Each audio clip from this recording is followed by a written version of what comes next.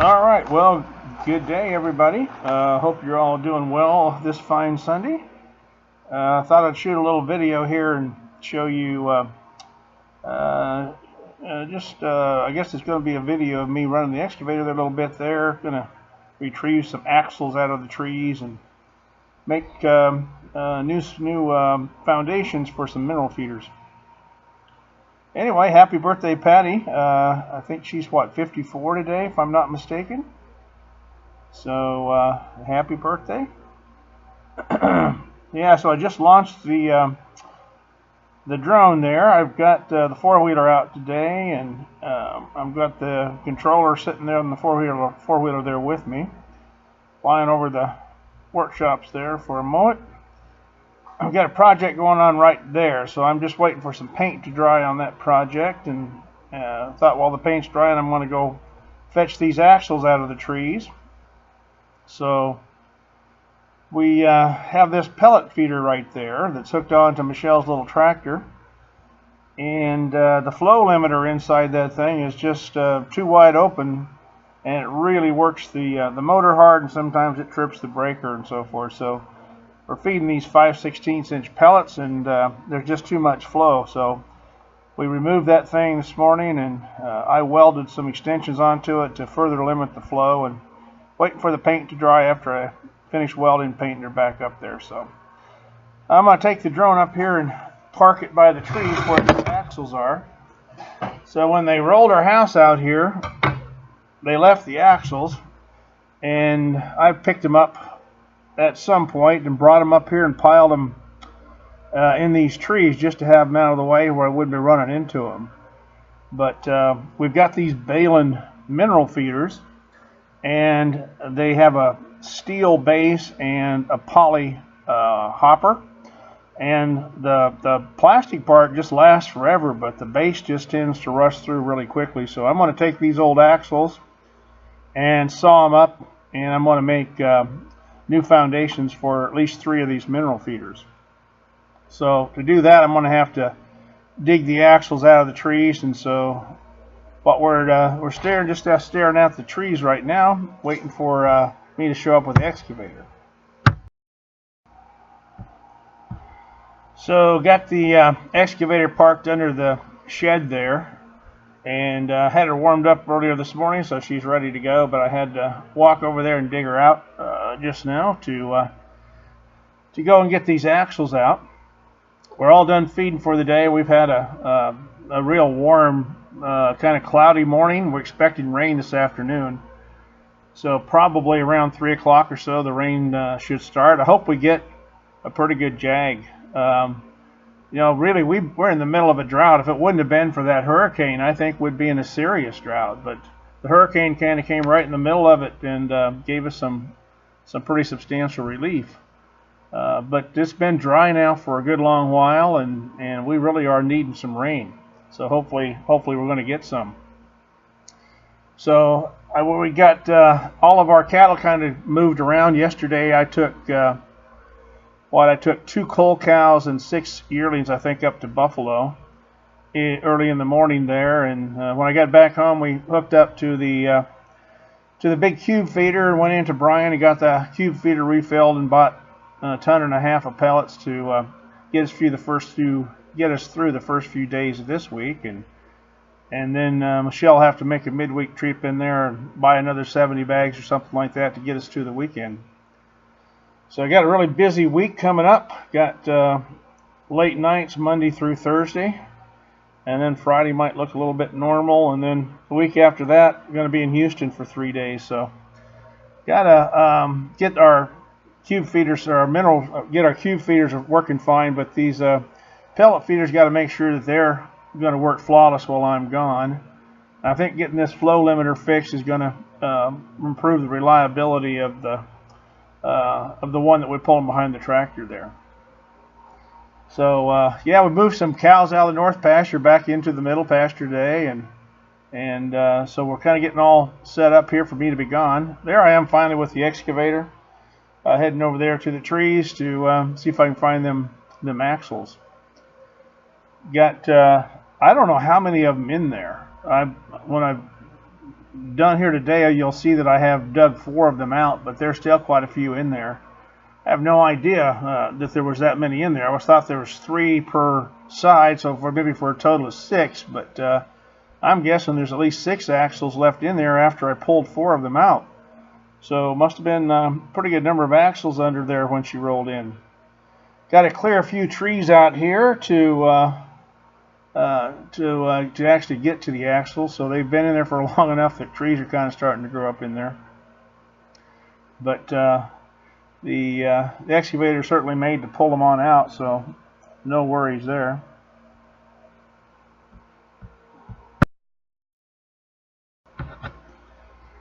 So this excavator just turned 3 years old, I guess, this month. And I've got 300 hours on it, so I've been averaging only 100 hours a year on it. I sure need to spend a lot more time in it. We got a lot of dead trees down and so forth that I really want to get cleaned up, but it all takes time, and that's something I don't have a lot of right now.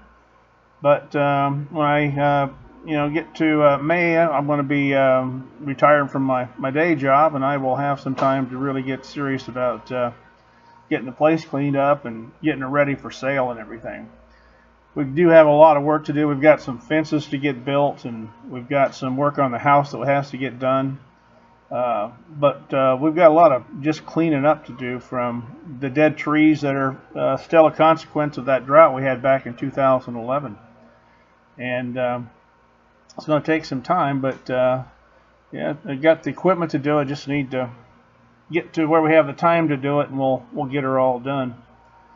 I've pulled out some really big trees with this excavator. It takes a little bit of time, but you can get next to them and dig the roots up, and really you can take out a pretty good sized tree in about 15 minutes. With these smaller little trees like this, you can just pull them out by the roots. You don't have to worry about it too much, even when these conditions are quite dry. When you get in the wet period, why, gosh, you could take a pretty big tree out really quickly. But mainly we've got stuff that's already laying on the ground that we need to get cleaned up and put in a pile and burned. It's really pretty dry right now to be even thinking about burning stuff. We are not in a burn ban, surprisingly, but the conditions are pretty dry. I don't think I'd want to be lighting any major fires right now. I don't think that that would likely be a good idea. That's my first axle out right there, piled it on the ground. And I'm going to dig out 3 more of those things and then haul them on down there to the shop, and then I'll cut them up and weld them up. I think these things are probably pretty thick. I really haven't ever cut an axle in 2 before, so I don't know how thick that steel is, but I know they're heavy, so I'm guessing the steel's pretty thick on those things.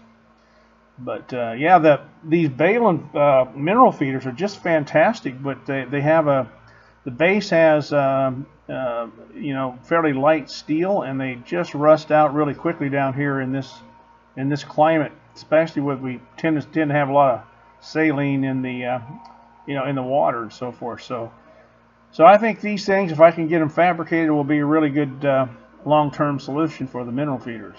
There's 2. I think you got 2 of those axles out.